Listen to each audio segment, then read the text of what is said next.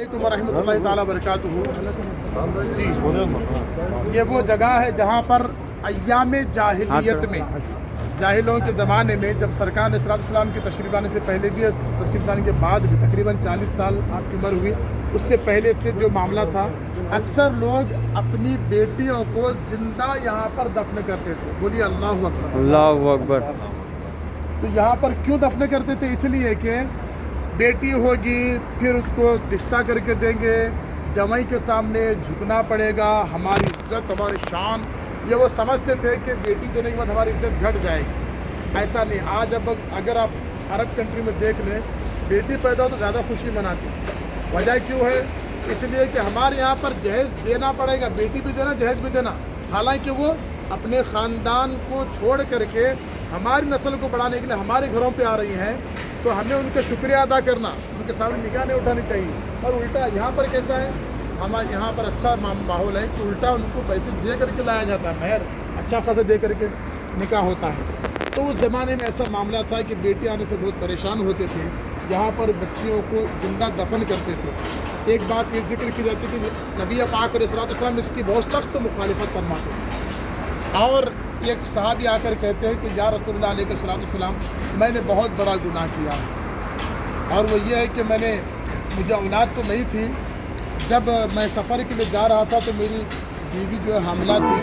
मैं सफ़र के लिए गया, जा कर के कुछ महीने लगे मुझे वापस आने में। आने के बाद जब मैंने पूछा बीवी से कि क्या हुआ था, बेटा हुआ था, बेटी हुई थी, कहा कि इंतकाल हुआ था, बच्चे का दफना दिया गया। इतना कह करके बीवी ने छोड़ दिया। क्यों? अगर ये कह दिया जाता कि बेटी हुई है तो वो ले जा कर के क्या करते, दफना देते हैं। बेटी को उन्होंने क्या किया, क्योंकि उनकी बेटी हुई थी, उन्होंने क्या किया, अपने बाजू वाले घर में भेज दिया, वहीं पर रख दिया, उनको पड़ोसियों को दे दिया, और बेटी आना जाना करती। और आप जानते हैं, बेटी जो है बाप से बड़ी मोहब्बत करती है, बहुत ज़्यादा मोहब्बत बाप से होती है। वो आना जाना जब करने लगी तो छोटी बच्ची की मोहब्बत इनके दिल में बैठ गई। वो बहुत अक्सर इसी घर में रहती, अपने घर में रहती थी। नाम ये था कि पड़ोसी की बच्ची है, इसी घर में रहती थी। इस वजह से बहुत ज़्यादा मोहब्बत बढ़ गई। तब शौहर ने कहा कि इस बेटी को बात करो बाजू वालों से, हम ही उसको पाएंगे।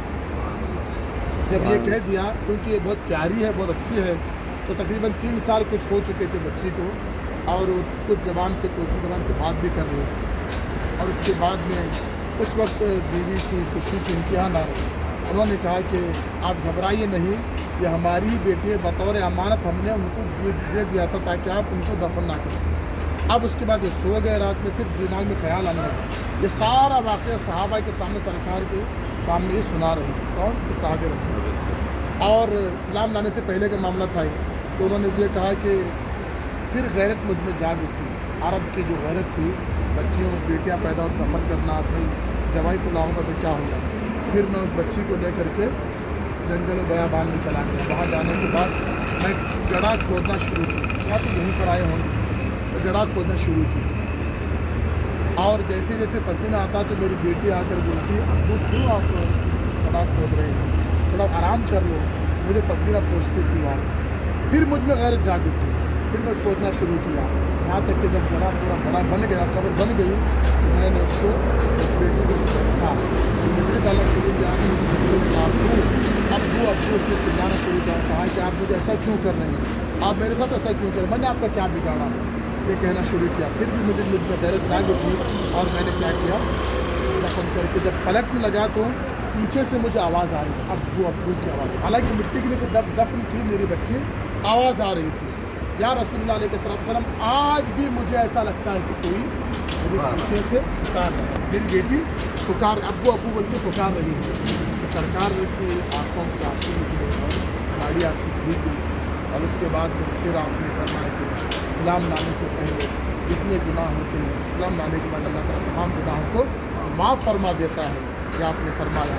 उसके बाद में फिर एक मौका यह आया कि इस्लाम का उरूज हुआ, बेटियों को ज़िंदा दफन कर देने का मामला सिरे से ही ख़त्म कर दिया गया। सुभान अल्लाह। इससे पता चला इस्लाम ने बेटियों को पर्दा भी दिया है, इस्लाम ने बेटियों की जान भी बचाई है। تو لہٰذا اس سے یہ پتہ چلتا ہے، ورنہ آج بیٹیوں کے نہ ہونے سے کئی نسلیں برباد ہو جاتی، کئی نسلیں ختم ہو جاتی، بیٹیوں کے ہونے کی وجہ سے نسلیں باقی بھی ہیں۔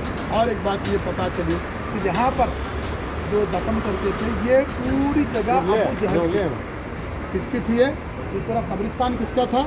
یہ پورا ابو جہل کا تھا۔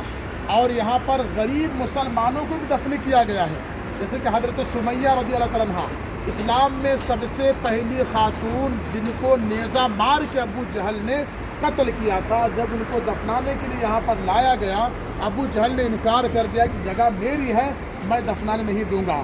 تو اس وقت حضرت بی بی خدیجہ تمام مومنوں کی ماں آئی، انہوں نے کہا کہ کتنے پیسے لگتے ہیں بتاؤ اس کے، میں اتنے دینار تمہیں دینے کے لیے تیار ہوں۔